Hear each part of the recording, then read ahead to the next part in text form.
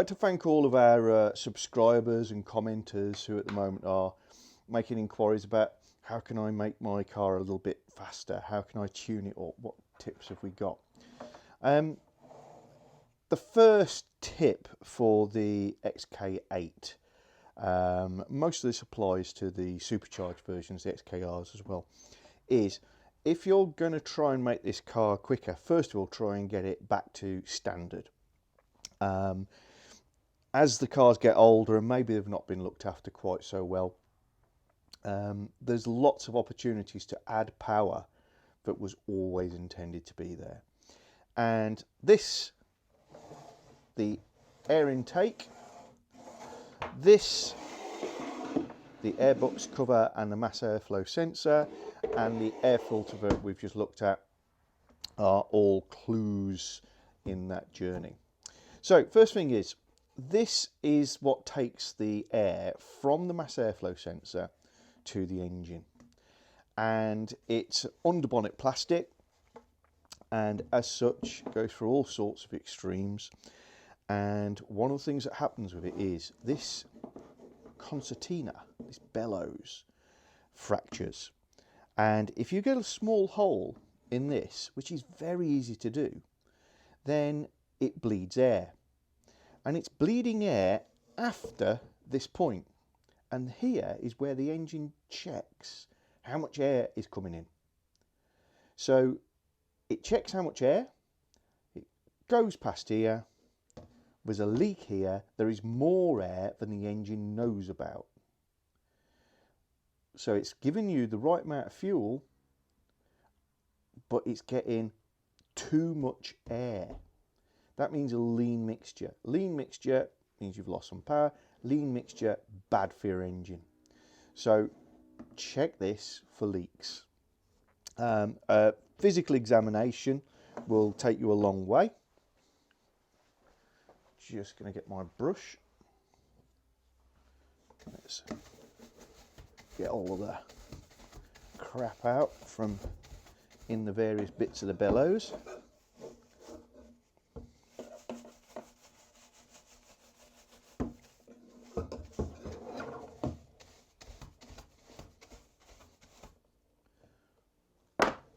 There we go. Then what we want to do, we want to get a really good strong light. Give it an examination on the outside.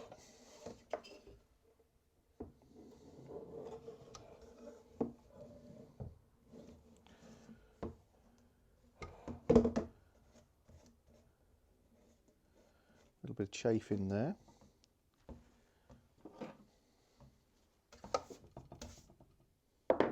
Then get your strong light, shine it up the bellows, and look for any light leaks. If you can see anything coming out, then you need to make a repair. And gaffer tape will get you by, but ideally you'd be replacing this or doing some self-vulcanizing tape repairs. Mine in good nick. Same goes for the bellows here. This is the high volume or full power vent, and it does come off both ends. You squeeze the serrated parts here and you should be able to pull it off. There you go. Plastics again, and getting older, so be careful. And you're looking for anything that might leak or bleed air, and it's a good idea to just clean up these junctions, because there's a seal in here, a rubber seal, and sometimes these, I'm in the wrong place, sometimes these rubber seals, these O-rings, are decayed to the extent that they're just dust. Again, mine pretty good nick. You can replace the oil seal Just get yourself a box of O-rings, sort out the right size. Getting the old one off when it's buggered up is easy because it'll just flake and fall off. Put the new one on, lube it and push it over this inner flange. You get a new seal in there. You also need to make sure that this is clear. And again, using a strong light, I can see straight through mine and see the inner surfaces, and it's actually very clear.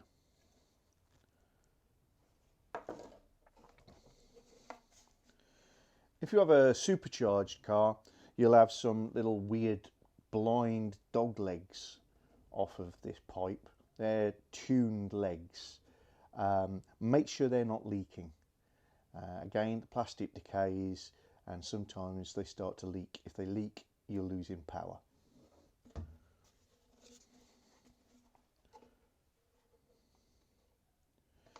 And also be aware that the bonnets of our car, the heat insulation on the underside of it, actually touches the top of this.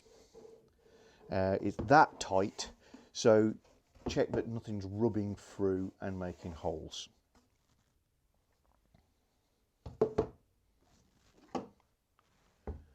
Right, airbox top.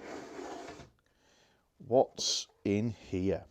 This is the mass airflow sensor for my XK8. It's similar location and operation to that on the XKR, but there are some subtle differences.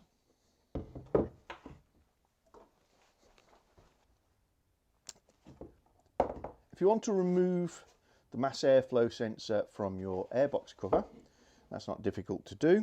Just find the light. There's a bolt there, and there are 2 bolts there. They're all 8mm. Remove those and this comes off.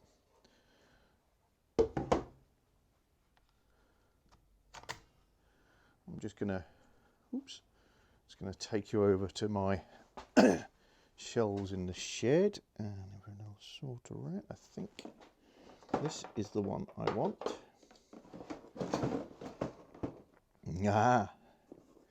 In here is one I prepared earlier.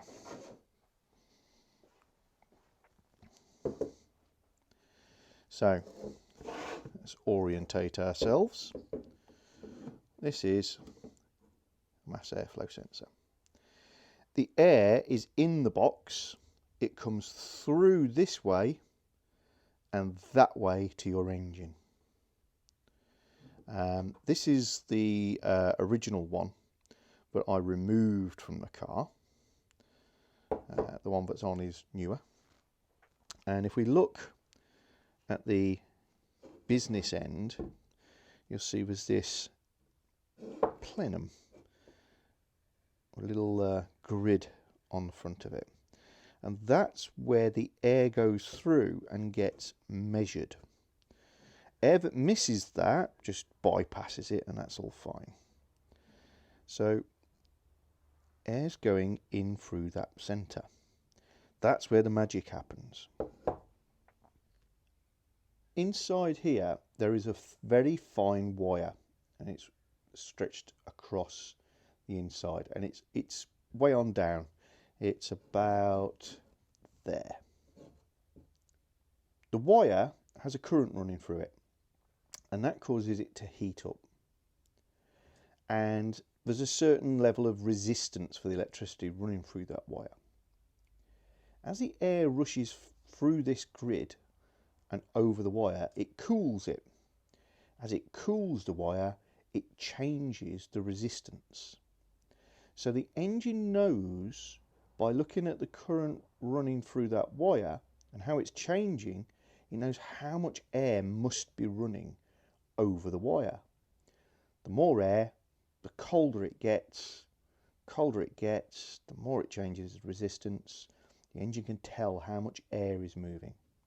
So this is doing a job that in much older fuel injection cars was done by a big flappy valve on a spring, and basically as you drew in more air, the flap would be drawn more open. So it was done very mechanically previously.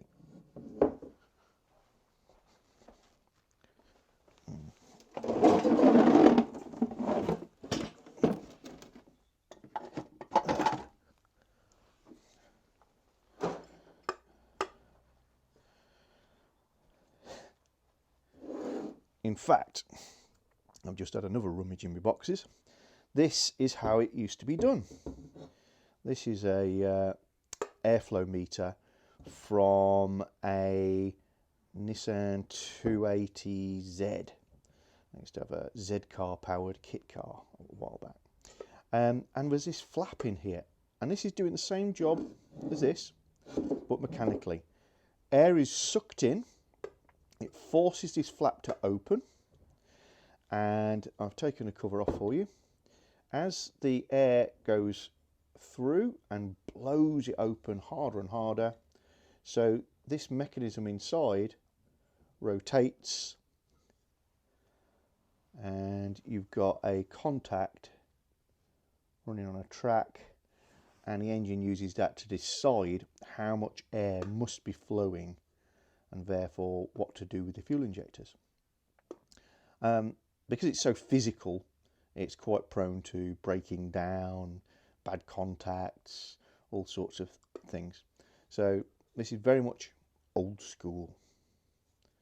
So if you've got a 280Z, that's how it was done.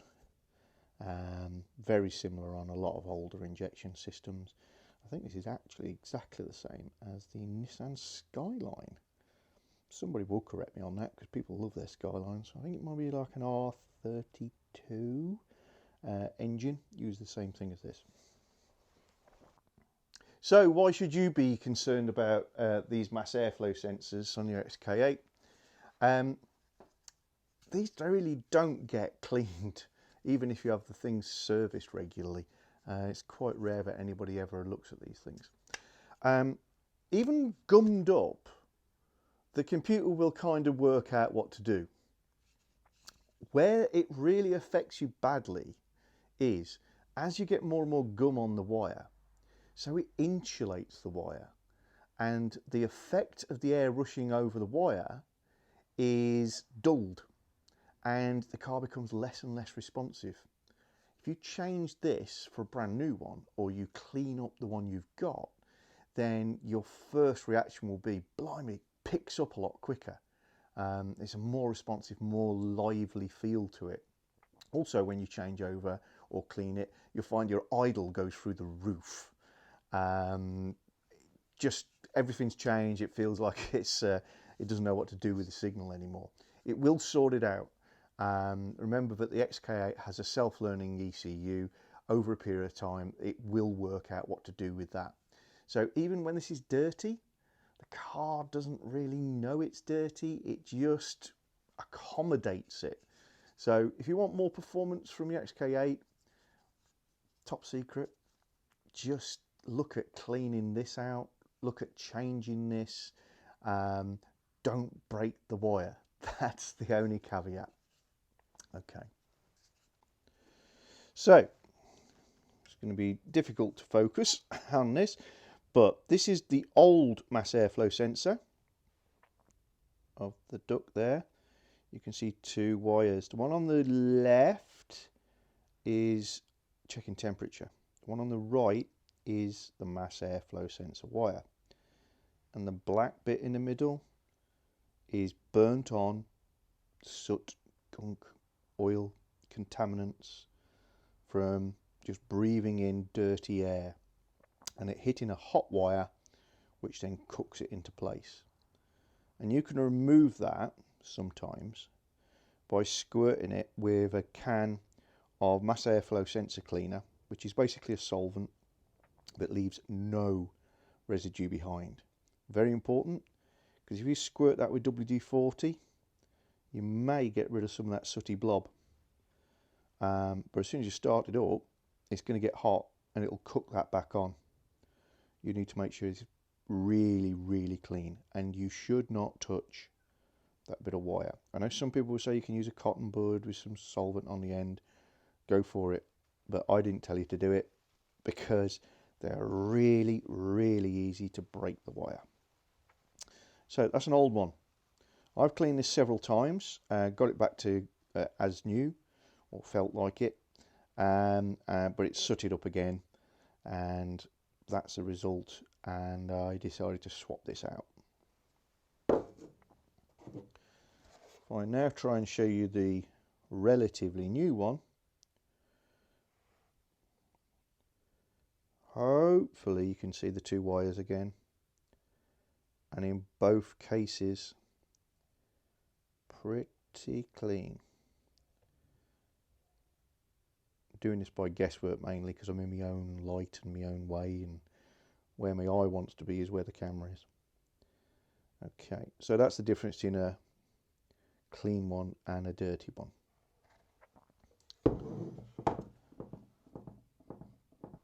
So putting this thing back together, I'd go for filter first, then your airbox cover, the clip front back, then the tricky one, although from this angle it's not too bad. There we go. Then you can do the three easy ones.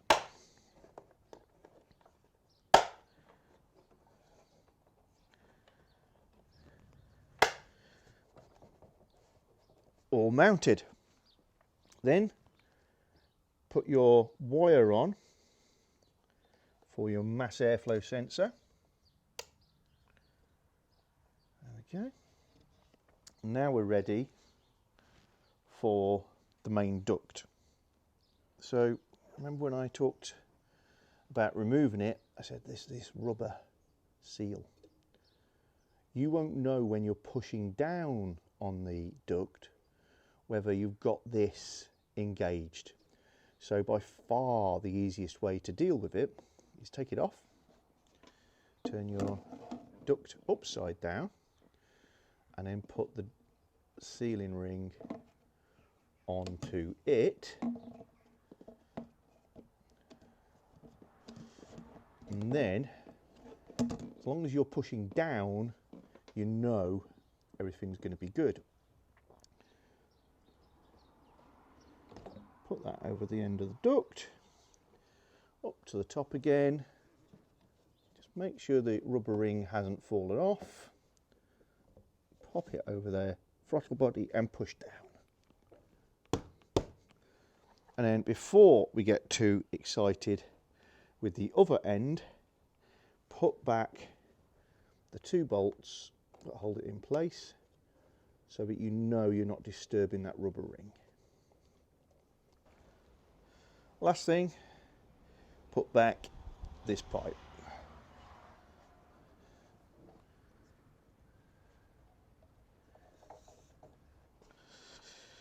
So that's our induction system, as long as I tighten up the Jubilee clip. Well done, John. There we go. Remember I mentioned that the bonnet is very close on these cars. This is the underside of the sound deadening. That round impression is actually meant to be there, but the one on the right with the scorched looking marks here, that is where that has rubbed. That is where the intake manifold has rubbed.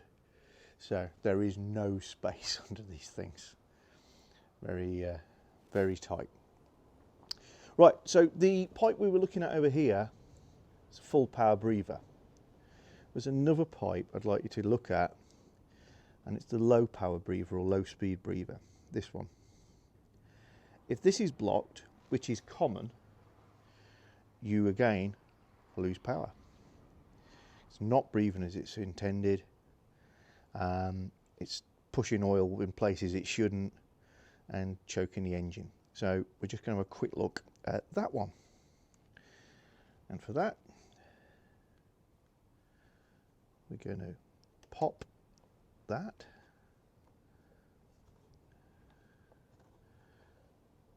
pop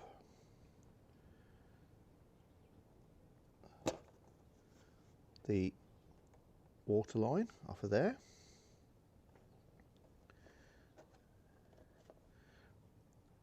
Pop here, pop here, and you should be able to maneuver that little cover out of the way, and you reveal the wiring to your injectors. But this little gadget is what we're interested in, and as we talked about previously, he doesn't get a lot of attention. So it goes from this cam cover down, down, back, and then disappears underneath the throttle body. We can't really deal with the far end, not easily anyway, but we can deal with this end. If you push this in,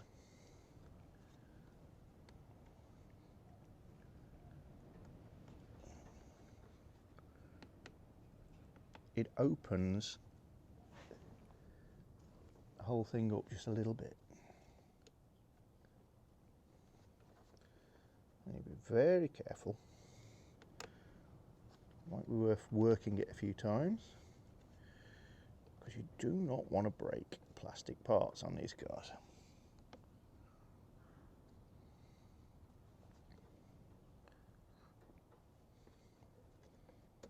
There we go. So you're pushing this horseshoe shaped piece through, which pulls your little wings out just a little bit. Don't have to go all the way, you see, it's about halfway. But they can be a bit delicate. Take that off, and immediately I've busted it. That's broken, just there. What I was saying, because these are old plastics, they get hot. They're very brittle. I've just sprayed this with alcohol. You see the split there. What I'm going to do now is to blow it off with an airline, try and clean up this area here, and then patch it.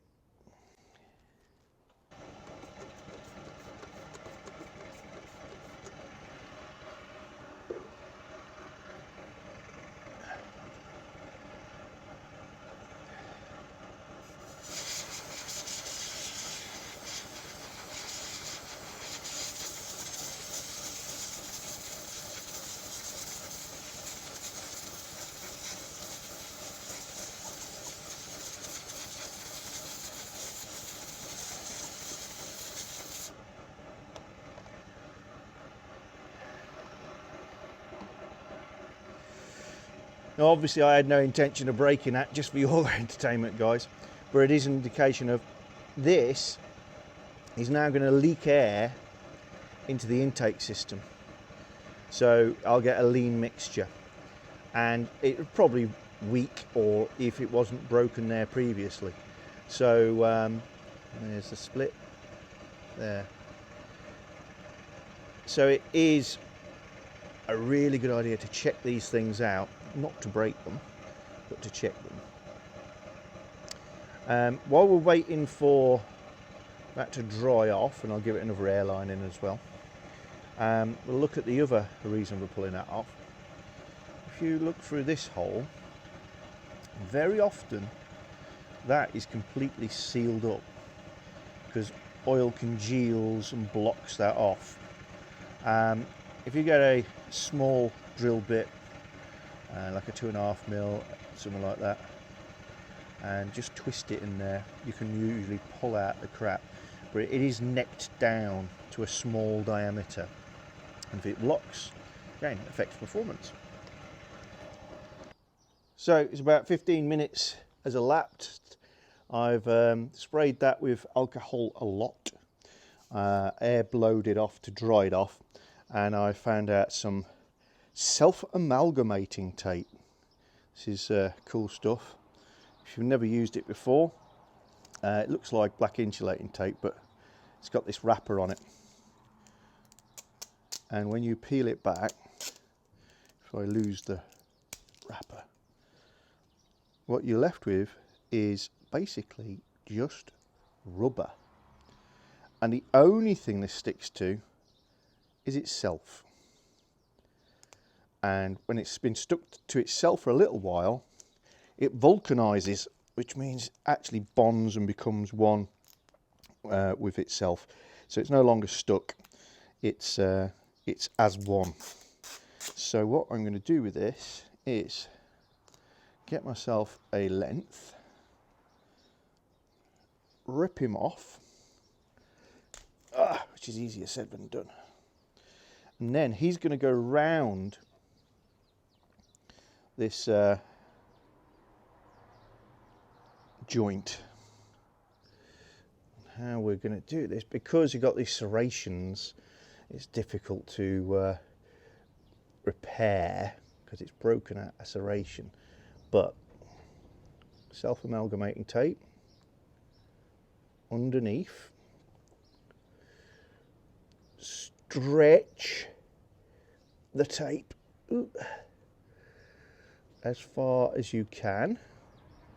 I know I'm in my own way, but there's not a lot of options. Really stretching it. Imagine you're wrapping insulating tape, but stretching it a lot. And as it comes back, it should contract.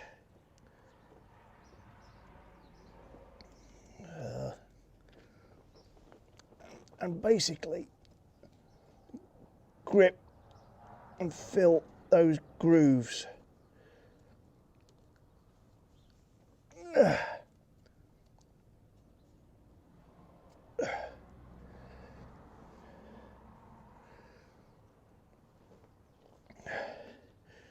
The trick with this stuff is to keep it stretched when you're sticking it.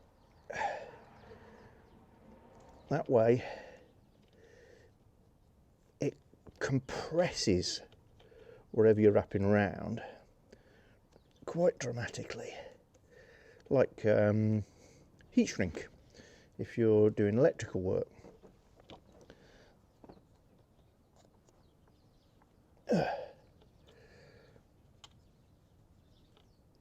As I say, the only thing it really sticks to is itself.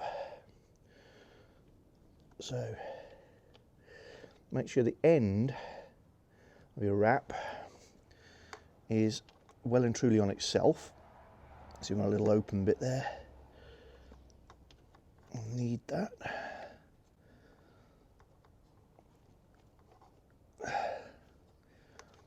There we go. And although I could probably unwrap that now, you give that a few hours and a little bit of warmth, which it'll get easily from the engine, and the result will be one lump of rubber. So that's self-amalgamating tape if you've never used it before. There is a generally a linen component that you wrap around the outside, because this can become quite sticky. I'm not sure I can find my linen component right at the moment. Okay, so having broken this, fixed this, cleaned out this with a 2.5mm drill. I didn't get much out of mine, but very often they are completely blocked up. I'm ready to reinstall this. So let's, again, try not to flex it too much. Take it the correct route, which is underneath there. Pop him onto his correct position.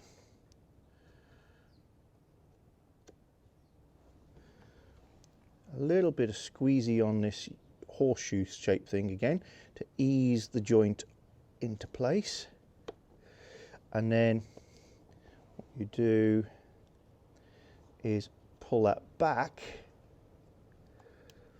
this way so that we're not, there we go, that's pulled all the way that way, so now it won't pull off. So let's just show you my repair. That is self-amalgamating tape. Not perfect, but it'll get me by until I can find a new clip.